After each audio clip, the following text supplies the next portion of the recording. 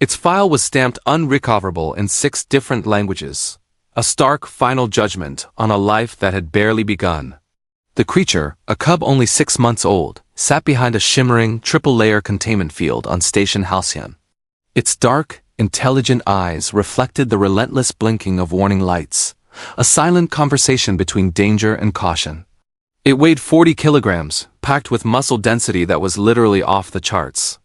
Its bone structure was officially rated as an industrial hazard. Its natural weaponry claws, teeth, and other features was so extensive it had been classified, tabulated, and color-coded for quick reference during emergencies. The last time anyone tried to move it, 3 highly trained handlers were eliminated in under 12 seconds. The cub let out a soft, bored yawn, seemingly oblivious to the terror it inspired.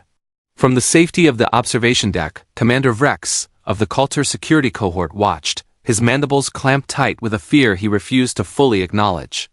"This specimen is not sapient," he declared, his voice a low growl. "It is purely instinct-driven, territorial, lethal. It is a biological time bomb, and we should terminate it before it fully matures and becomes unstoppable." Across the reinforced glass, the cub tilted its head, its delicate ears flicking toward the sound of Rex's voice. It took a curious step forward and pressed a massive paw against the energy field, leaving a momentary shimmer in its wake. "That's what they said about the last one," a calm voice replied. It was Maya Hernandez, a civilian contractor, a human. She wasn't looking at the cub or the commander. Her focus was on a simple length of pink ribbon she held in her hands. Vrex turned slowly, his multifaceted eyes narrowing. "Human Hernandez, why do you possess decorative fiber?" Maya didn't look up from her task, deftly tying a careful loop in the ribbon. "Because it's cute," she said simply. "And because this entire station smells like fear and disinfectant. Both of those things tend to make babies cranky." Vrex's frill stiffened. "It is not a baby," he snapped, his voice sharp with irritation. "It killed 3 trained professionals." Maya finally looked up, her expression unreadable. She nodded.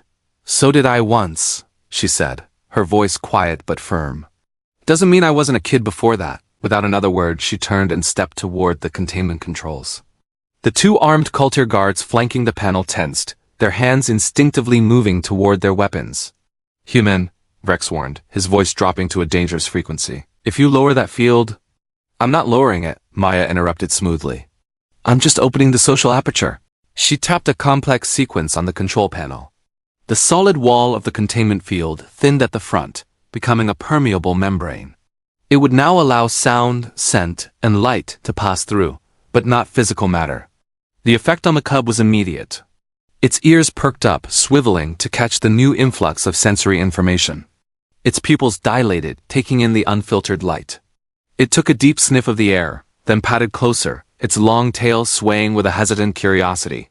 Maya crouched down, making herself smaller, less threatening. She was careful not to bare her teeth in a smile, a gesture that could be mistaken for aggression. She didn't stare directly into its eyes. Instead, she began to hum. It was a soft, tuneless melody, a lullaby her grandmother used to sing during the long, dark blackouts back on Luna, a song of comfort in the face of the unknown. The cub stopped its approach. It sat down on its haunches, its head cocked to one side, listening. In the observation deck, Commander Vrex froze mid-mandible twitch. The guards beside him completely forgot to breathe. Maya slowly extended her hand, holding the now perfectly tied pink bow. She pushed it through the small aperture slot, a tiny portal designed for sample collection. The cub leaned forward, its nose twitching as it sniffed the strange object. Then, it let out a surprisingly delicate sneeze. Maya laughed, a warm, genuine sound that echoed in the sterile chamber, a sound utterly devoid of fear. "Easy there, big fella," she murmured. "It's just a bow." The cub reached out a paw, its formidable claws half-sheathed, and tentatively tapped the ribbon. It made a crinkling sound. The cub's head tilted again, intrigued by this new texture and sound. With painstaking slowness, Maya gently maneuvered the ribbon around the cub's head, just behind its large, expressive ears. She tied it into a neat, secure bow. Pink against dark, sleek fur, the cub blinked, a long, slow blink of contemplation. And then, a sound began to emanate from its chest. A deep, resonant rumbling that vibrated through the deck plating, rattling the delicate instruments on the control panels. Rex's command frill flared in alarm. That frequency! He started. Means contentment, Maya finished for him, her eyes never leaving the creature. Or so the preliminary vet notes suggest.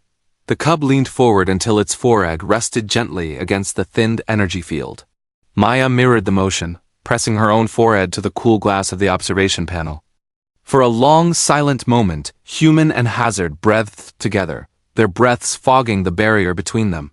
I'm calling her Princess, Maya announced softly, a smile finally touching her lips. Rex found his voice, sputtering with disbelief. You name apex predators? Especially them, Maya replied. Princess the name now seeming to fit let out a soft chirp, a sound no one on the station had ever recorded before. She lifted a paw and placed it directly over the spot where Maya's hand rested on the glass, her paw pads aligning perfectly through the field, as if they could truly touch. Suddenly, a series of alarms chimed, not with warnings of aggression, but with streams of new data. On the main monitor, the cub's aggression metrics plummeted. Its stress hormone levels dropped to a healthy baseline. Its neural scans, once a chaotic storm of red alerts, now lit up in complex, harmonious patterns previously labeled as impossible. Rex stared at the readouts, his analytical mind struggling to process what he was seeing. This contradicts all known behavioral models. Maya stood up, casually brushing non-existent dust from her knees. Yeah, she said. Yours. The following week was a revelation. Princess made no attempt to escape. She didn't snarl or strike at the figures who passed her enclosure. Instead, she became Maya's shadow. She followed Maya along the inner edge of the containment field, meticulously mimicking her steps. When Maya sat down to review data pads, Princess sat. When Maya laughed at a joke from a colleague over the comm, Princess's tail wagged so hard it accidentally knocked over a delicate sensor array, sending it clattering to the floor. The bond deepened every day. One afternoon, a young technician, rushing and not looking where he was going, tripped and fell hard right near Princess's enclosure. In a blur of motion, Princess was on her feet. Alarms screamed to life. The station's automated defense systems charged their weapons. But Princess wasn't attacking. She had placed her body directly between the fallen, frightened human and the rest of the station personnel, her new pink bow bobbing with the motion. She let out a single, low growl. Not at the technician on the floor, but at the armed guards who were raising their rifles. Maya let out a long-suffering sigh. Princess. We talked about this. Stand down. Princess huffed, a sound of pure, indignant protest, but she obeyed, sitting back down with the air of a wrongly accused queen. Commander Rex watched the entire exchange in profound silence. He observed the creature's protective instinct, the clear communication with Maya, the intelligent disobedience followed by compliance. Finally, he lowered his formal command crest, a gesture of deep respect and acknowledgement among his people. The Coulter cohort officially withdraws its termination request, he announced, his voice carrying the weight of his authority. On one condition, Maya raised a curious eyebrow. And what might that be? Rex gestured to the cub, to the ridiculous, wonderful pink bow, to the impossible calm radiating from a creature once deemed the station's most unmanageable threat. You will train her, he said. You will train her the human way. Maya smiled, a real brilliant smile this time, and reached through the aperture to scratch Princess right behind the ears. The cub leaned into the touch, purring like a fusion engine. Deal, Maya said, but I have to give you fair warning. Princess's purr grew louder, a proud, rumbling declaration of her own. Once you put a bow on someone and call them Princess, Maya finished, her voice full of affection. They're family. Thank you for watching. If you enjoyed this story, don't forget to like, share, and subscribe for more content just like this. See you next time.